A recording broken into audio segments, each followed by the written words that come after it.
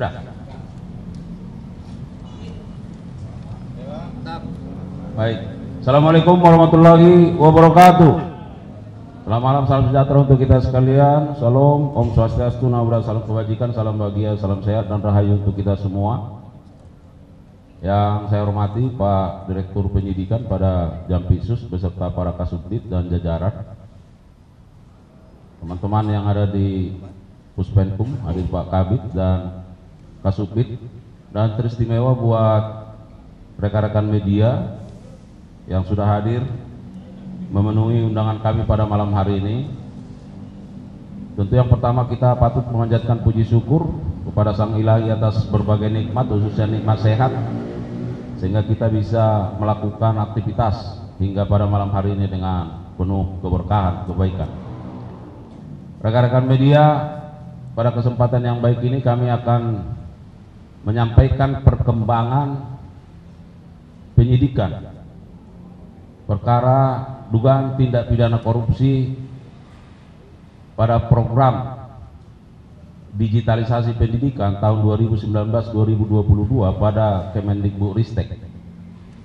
Sebelum Pak Direktur Penyidikan menyampaikan beberapa hal penting sebagai rilis pada malam hari ini, perlu kami sampaikan bahwa penyidikan ini telah berlangsung kurang lebih 2 bulan, sejak 20 Mei 2025. Penyidik terus secara maraton melakukan upaya-upaya bagaimana mengungkap, mengumpulkan bukti-bukti untuk membuat terang dari tindak pidana sebagai tujuan dari penyidikan itu sendiri. Perlu kami sampaikan bahwa penyidik sudah melakukan pemeriksaan setidaknya terhadap 80 orang saksi dan 3 orang ahli dari berbagai keahlian yang ada. Dan pada hari ini tentu ada beberapa orang yang juga dipanggil dan diperiksa secara maraton. Rekan-rekan media, bahwa penyidik dalam kurun waktu 2 bulan ini terus melakukan upaya-upaya mengumpulkan berbagai barang bukti, apakah yang bersifat dokumen maupun yang bersifat barang bukti elektronik dari berbagai tempat, dan semua itu tentu dibaca, dianalisis, didalami setiap keterangan atau informasi yang ada di sana. Oleh karenanya, setelah dilakukan gelar perkara, maka penyidik pada hari ini memiliki kesimpulan-kesimpulan terkait dengan proses penyidikan ini. Oleh karenanya, rekan-rekan media, kita dengarkan bersama rilis yang akan disampaikan oleh Pak Direktur Penyidikan. Para Pak Direktur Penyidikan, kami persilakan. Terima kasih. Assalamualaikum warahmatullahi wabarakatuh. Waalaikumsalam. Selamat malam, salam sejahtera, salam bahagia bagi kita semua. Yang saya hormati Pak Kapus Penkum beserta jajaran, yang saya hormati para Kasubdit pada Direktorat Penyidikan, yang saya cintai dan saya hormati para wartawan yang pada malam hari ini hadir bersama kita.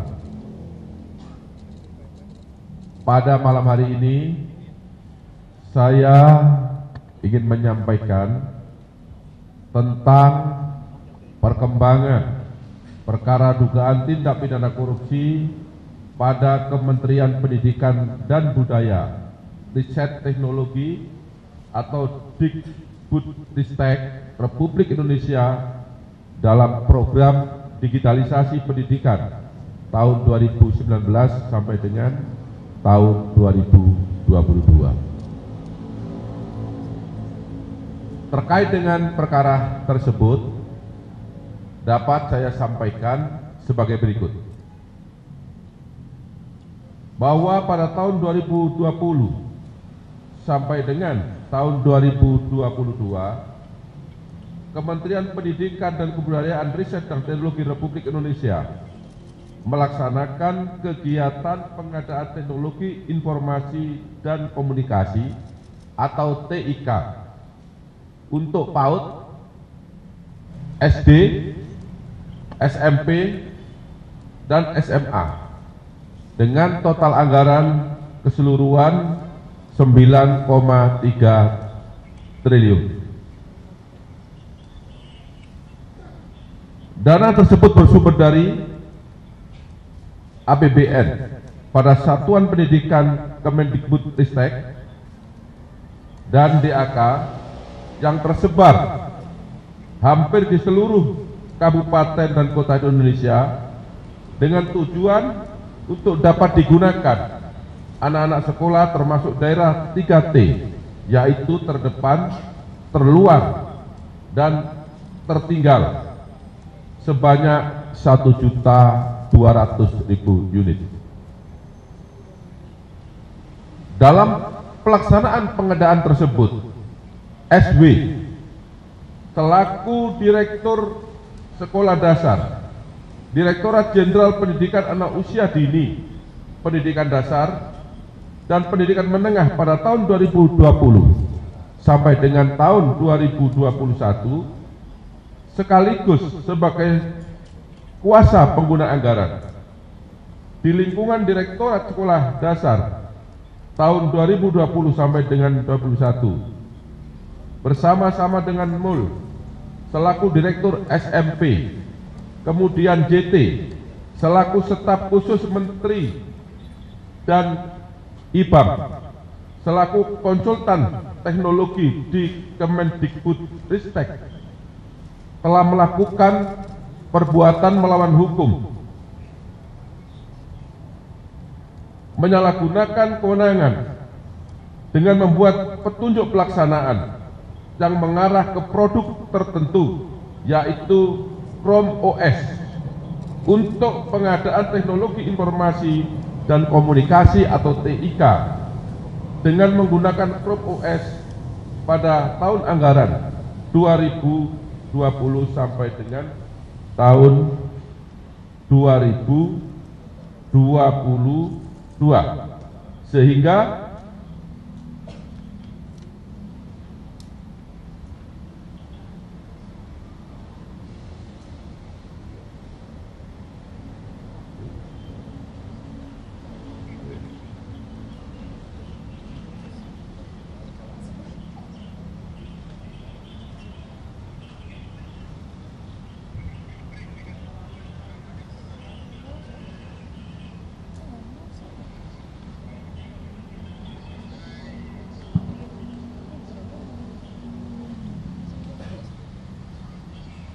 merugikan keuangan negara serta tujuan pengadaan TIK untuk siswa sekolah tidak tercapai karena Chrome OS banyak kelemahan untuk daerah 3T, yaitu daerah terdepan, terluar, dan tertinggal.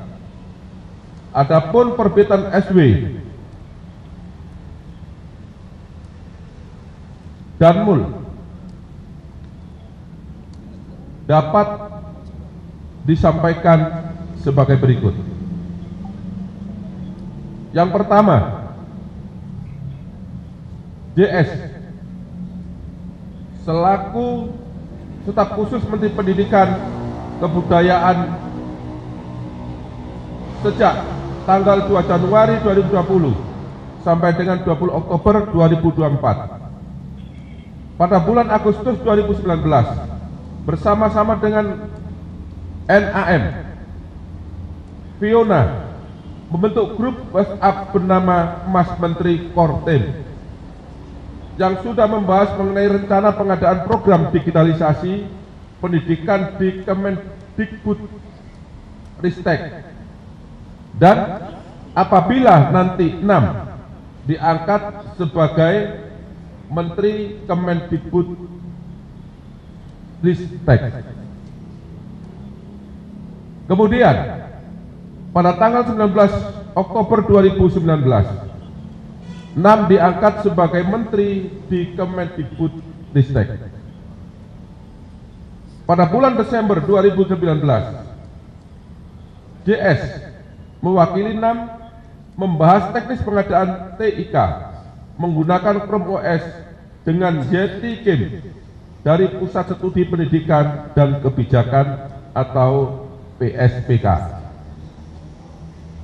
JS menghubungi IBAM dan Yeti Kim untuk membuatkan kontrak kerja untuk Ibrahim Arif sebagai pekerja PSPK yang bertugas menjadi konsultan teknologi di warung teknologi pada Kementerian Mendikbud Ristek yang akan membantu program TIK Kemendikbud Ristek dengan menggunakan Chrome OS.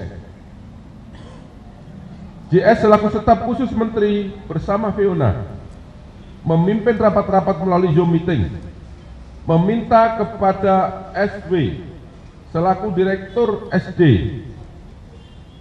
kemudian Mul selaku direktur SMP, kemudian IBAM yang hadir pada saat rapat meeting agar mengadakan TIK di Kemendikbud Ristek dengan menggunakan Chrome OS, sedangkan staf khusus menteri seharusnya tidak mempunyai kewenangan dalam tahap pendanaan dan pengadaan barang dan jasa terkait dengan Chrome OS. Pada bulan Februari dan April 2020, Nam bertemu dengan pihak Google, yaitu William dan Putri Ratu Alam, membicarakan pengadaan TIK di Kemendikbud Ristek. Selanjutnya JS menindaklanjuti perintah Nam untuk bertemu dengan pihak Google tersebut. Kemudian membicarakan teknis pengadaan TIK di Kemendikbud Ristek dengan menggunakan Chrome OS. Di antaranya juga saat itu dibahas adanya co-investment sebanyak 30% dari Google untuk Kemendikbud Ristek. Selanjutnya, JS menyampaikan co-investment 30% dari Google untuk Kemendikbud Ristek dalam rapat-rapat yang dihadiri oleh Hamid Muhammad selaku Sekretaris Jenderal Kemendikbud Ristek, SW, Direktur SD, dan Mul, Direktur SMP di Kemendikbud Ristek, dan menyampaikan apabila program Kerantek tahun 2022 menggunakan Chrome OS. Pada tanggal 6 Mei 2020, JS bersama dengan SW, bersama dengan Mul, kemudian IBAM dalam rapat Zoom meeting yang dipimpin secara langsung oleh Nam, yang dalam rapat Zoom meeting tersebut Nam memerintahkan laksanakan pengadaan TIK atau TIK tahun 2020 sampai dengan tahun 2022 dengan menggunakan Chrome OS dari Google, sedangkan saat itu pengadaan belum dilaksanakan. Kemudian IBAM yang saat itu sebagai konsultan teknologi sudah merencanakan bersama-sama dengan Nam sebelum menjadi Menteri Pendidikan dan Kebudayaan menggunakan produk operating system tertentu sebagai satu-satunya operating system di pengadaan TIK tahun 2020 sampai dengan tahun 2022, dan mengarahkan tim teknis mengeluarkan hasil kajian teknis berupa Chrome OS dengan rangkaian perbuatan sebagai berikut. Yang pertama, pada awal 2020, IBAM, kemudian JS dan Nam bertemu dengan William dari pihak Google untuk membahas produk Google berupa Workspace berupa Chrome OS untuk pengadaan TIK di Kemendikbudristek tahun 2020 sampai dengan 2022. Pada tanggal 17 April 2020, IBAM sudah mempengaruhi tim teknis dengan cara mendemonstrasikan Chromebook pada saat Zoom meeting dengan tim medis. Tim teknis. Pada tanggal 6 Mei 2020, IBAM hadir bersama dengan JS, SW, dan MUL dalam rapat Zoom meeting yang dipimpin langsung oleh NAM, dan dalam rapat Zoom meeting tersebut NAM memerintahkan laksanakan pengadaan TIK tahun 2020 dan sampai dengan tahun 2022 dengan menggunakan Chrome OS dari Google, sedangkan pada saat itu pengadaan TIK belum dilaksanakan. Oleh karena ada perintah dari NAM untuk laksanakan pengadaan TIK tahun 2020-2022 dengan menggunakan Chrome OS dari Google, sehingga IBAM tidak mau menandatangani hasil kajian teknis pertama yang belum menyebutkan Chrome OS dalam pengadaan TIK di Kemendikbudristek, sehingga dibuatkan kajian yang kedua yang sudah menyebutkan operating system tertentu, serta diterbitkan buku putih atau review hasil kajian teknis yang sudah menyebutkan operating system tertentu, yaitu Chrome OS, dengan acuan pelaksanaan pengadaan TIK tahun 2020 sampai dengan tahun 2022.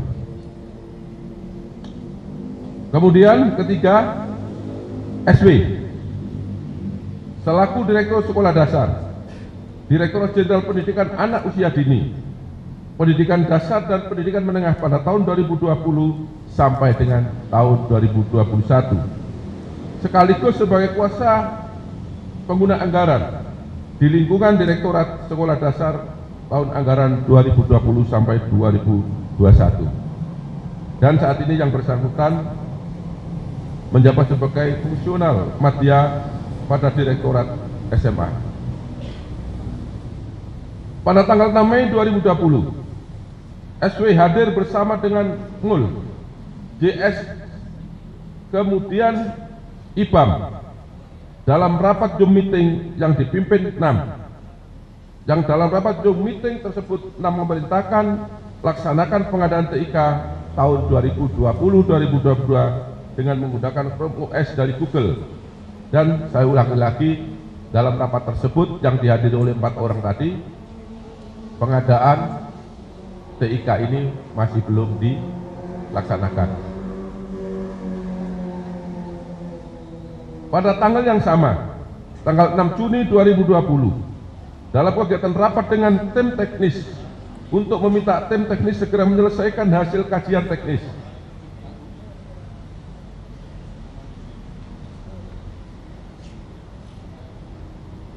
yang kedua, dan memerintahkan menggunakan Chrome OS dari Google. Sedangkan sekali lagi saya ulangi, saat itu proses pengadaan juga belum diselesaikan. Selanjutnya pada tanggal 30 Juni 2020, bertempat di Hotel Arosa, Jalan Veteran Bintaro, Jakarta Selatan, SB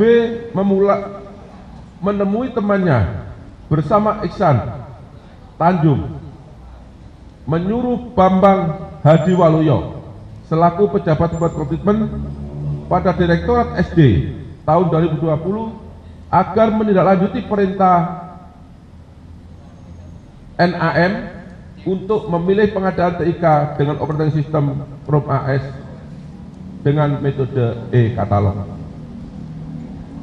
Pada tanggal yang sama, tanggal 30 Juni 2020, SB mengganti Bambang Hadiwaluyo dengan PPK sebagai PPK dengan PPK yang baru bernama Wahyu Haryadi, karena Bambang Hadiwaluyo dianggap tidak mampu melaksanakan perintah NAM untuk pengadaan TIK dengan menggunakan Chrome OS.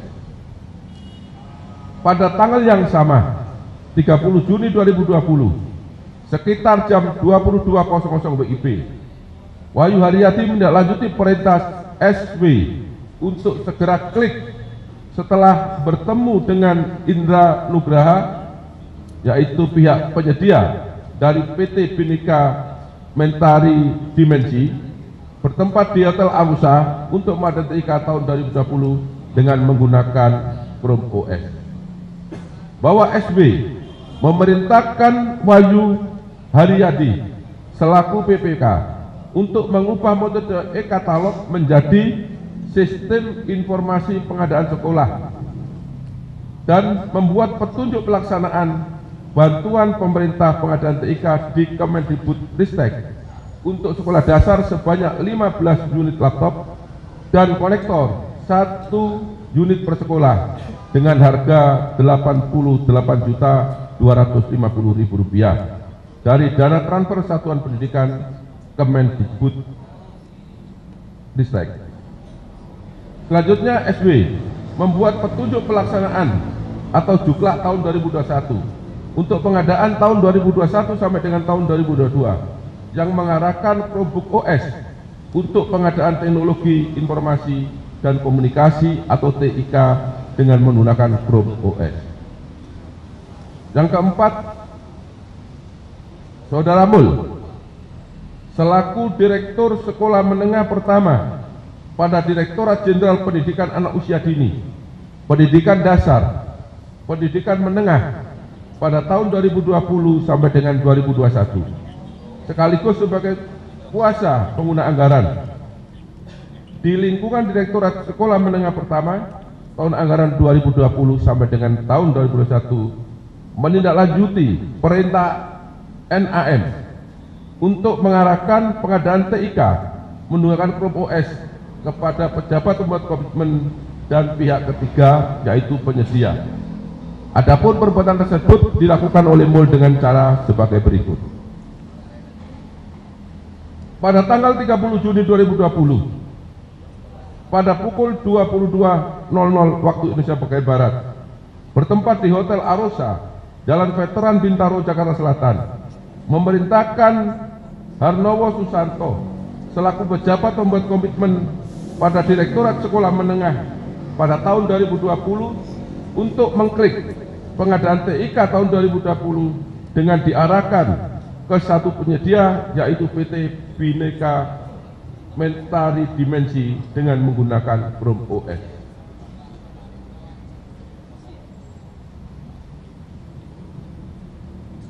Bawah MUL membuat petunjuk teknis pengadaan peralatan TIK Sekolah Menengah Pertama tahun 2020 yang mengarahkan Chrome OS untuk pengadaan teknologi informasi dan komunikasi atau TIK menggunakan Chrome OS pada tahun 2021 sampai dengan 2022 sebagai tindak lanjut dari Peraturan Menteri Pendidikan Nomor 5 tahun 2021 yang dibuat oleh NAM selaku Menteri. Bahwa dalam pelaksanaannya pengadaan TIK di Kemendikbudristek tahun 2020 sampai dengan 2022 yang bersumber dari dana APBN Satuan Pendidikan Kemendikbudristek dan dana DAK yang seluruhnya berjumlah 9.645.245.000 rupiah dengan jumlah sebanyak 1.200.000 unit Chromebook yang semuanya diperintahkan oleh NAM menggunakan pengadaan laptop dengan software Chrome OS, namun Chrome OS tersebut dalam penggunaannya untuk guru dan siswa tidak dapat digunakan secara optimal karena Chrome OS sulit digunakan khususnya bagi guru dan siswa pelajar. Perbuatan tersebut melanggar ketentuan yaitu pasal 1 angka 14 junto pasal 42 ayat 1 junto pasal 43 ayat 1 Undang-Undang Nomor 30 Tahun 2014 tentang Administrasi Pemerintahan. Kemudian pasal 131 Undang-Undang Nomor 1 Tahun 2022 tentang hubungan keuangan antara pemerintah pusat dan pemerintah daerah. Dan ada beberapa ketentuan lain yang dilanggar yang tidak saya sebut satu persatu.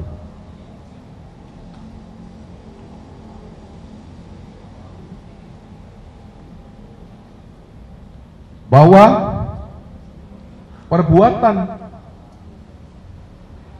tersebut di atas bertentangan dengan ketentuan pasal 2 ayat 1, kemudian ketentuan pasal 3, junto pasal 18 Undang-Undang Nomor 31 Tahun 1999 sebagaimana diubah dengan Undang-Undang Nomor 20 Tahun 2021 tentang pemberantasan tindak pidana korupsi, junto pasal 55 ayat 1 ke 1 Kitab Undang-Undang Hukum Pidana. Akibat perbuatan tersebut, negara mengalami kerugian sekitar 1.980 miliar rupiah. Kemudian terhadap keempat orang tersebut berdasarkan alat bukti yang cukup, maka pada malam hari ini penyidik menetapkan yang bersangkutan sebagai tersangka. Terhadap keempat orang tersebut, yang pertama, Saudara Mul, dilakukan penahanan rutan di Rutan Salemba Cabang Kejaksaan Agung untuk 20 hari ke depan berdasarkan surat perintah nomor 43 tanggal 15 Juli 2025. Kemudian terhadap tersangka SW dilakukan penahanan di rumah tahanan Salemba Cabang Kejaksaan Agung Republik Indonesia berdasarkan surat perintah penahanan nomor 45 tanggal 15 Juli 2025. Kemudian untuk Ibrahim Arif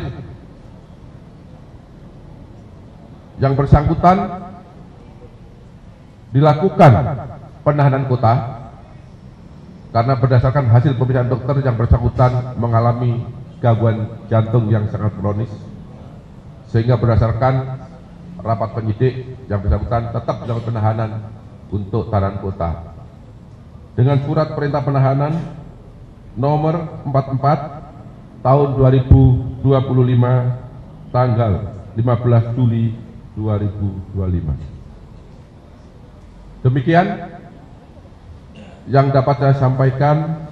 Apabila ada kata-kata yang kurang berkenan, ada kata-kata yang kurang dipahami dan dimengerti, saya mohon maaf dan saya akhiri. Wabillahi taufiq wal hidayah. Wassalamualaikum warahmatullahi wabarakatuh. Waalaikumsalam warahmatullahi wabarakatuh. Baik, rekan-rekan media, sebagai penegasan yang pertama bahwa kita sudah mendengar perencanaan terhadap program digitalisasi pendidikan ini sudah dilakukan jauh-jauh hari sebelum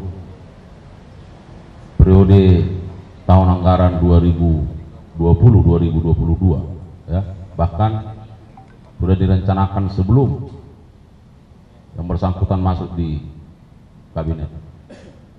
Yang kedua, bahwa terkait dengan kerugian keuangan negara, bahwa 1,9 triliun merupakan perkiraan sementara yang dilakukan oleh penyidik, dan tentu ke depan terhadap perhitungan kerugian keuangan negara ini akan terus dilakukan perhitungan secara real oleh ahli, dan itu sedang berlangsung.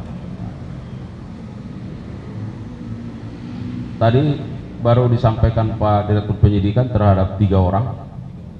Nah, kita tahu bahwa yang 1 orang JT,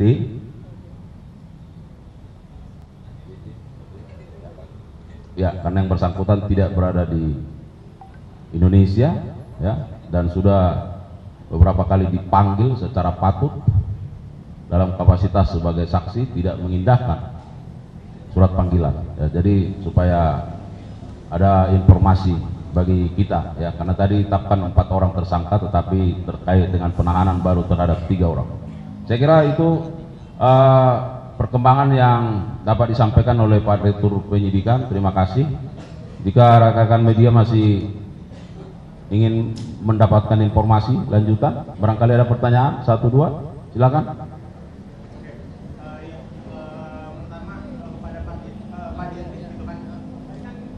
Di penjelasannya itu kan disebutkan bahwa perencanaan untuk pengadaan TIK dengan alat Chromebook berbasis Chromebook ini kan sudah dilakukan bahkan sebelum MAM menjabat sebagai menteri bersama-sama dengan IBAM, dan tadi kan juga disebutkan beberapa kali penegasannya bahwa MAM ini kokoh untuk pengadaan TIK berbasis Chromebook itu. Tapi kan tadi berdasarkan rilis yang disampaikan, kita tahu bahwa MAM ini belum ditetapkan sebagai tersangka, dan tadi kita tahu juga bahwa NAM itu menjalani pemeriksaan dan pulang.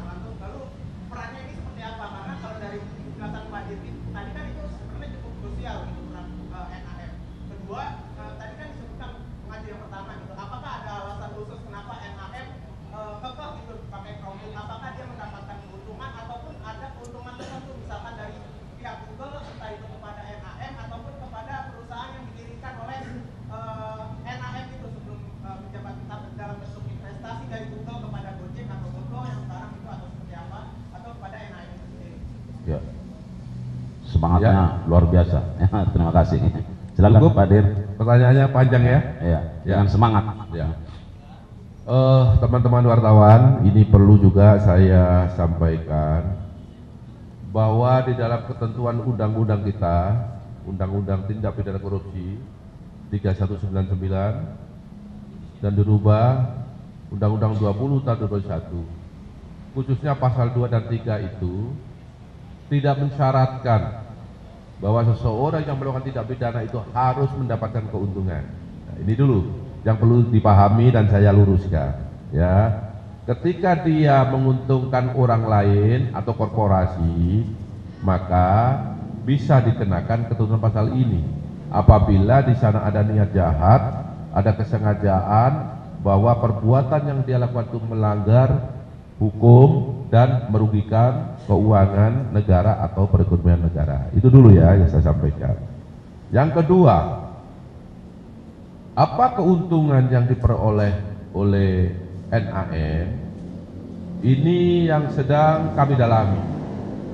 Penyidik fokus ke sana, termasuk tadi disampaikan adanya investasi dari Google ke Gojek, ya. Kami sedang masuk ke sana, ya. Nanti kalau pada saatnya alat bukti cukup, tentu akan kita rilis pada teman-teman wartawan, ya. Kenapa tadi NAM sudah diperiksa mulai pagi sampai malam, kemudian hari ini belum ditetapkan sebagai tersangka?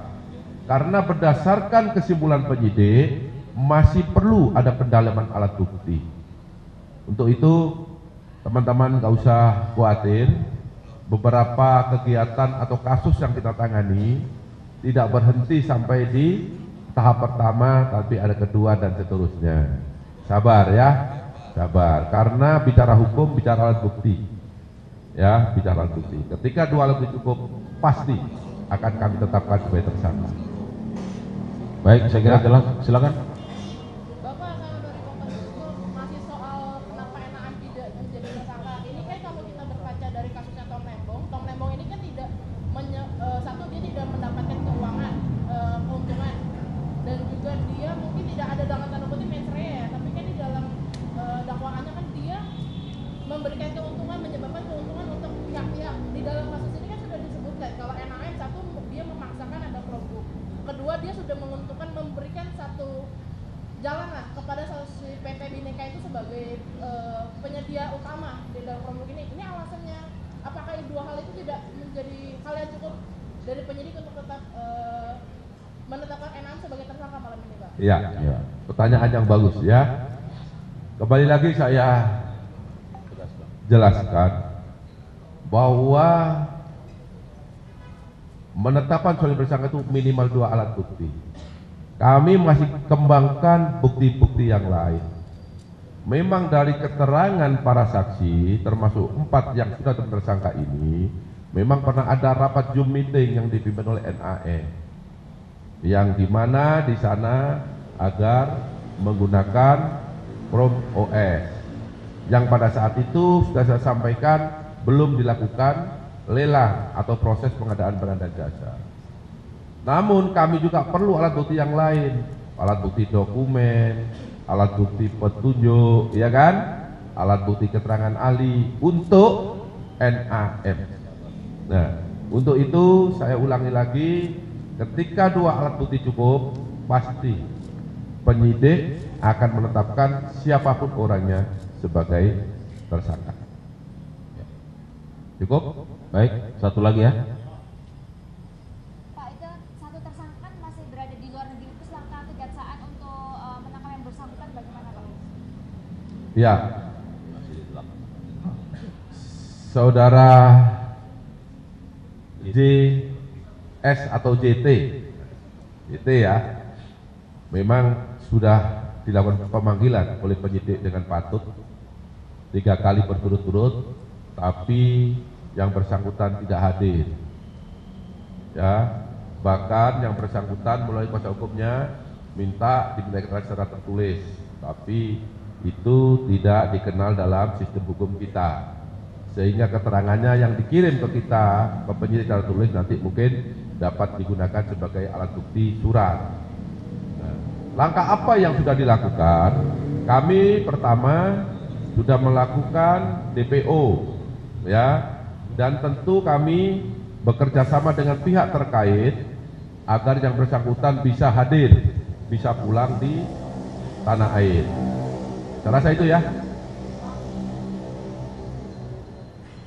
Untuk yang lain, apakah akan diperiksa kembali kayak biasanya Pak? Dari makanya apakah akan dipanggil kembali untuk diperiksa? Ya. Oke, Mas Yudi. Jadi siapapun saksi yang sudah dipanggil, apabila penyidik masih memerlukan pendalaman, ya, pasti akan dipanggil, tidak terkecuali NAM. Ya, Ya. Baik, saya kira masih ada pertanyaan berbeda ya. Ya.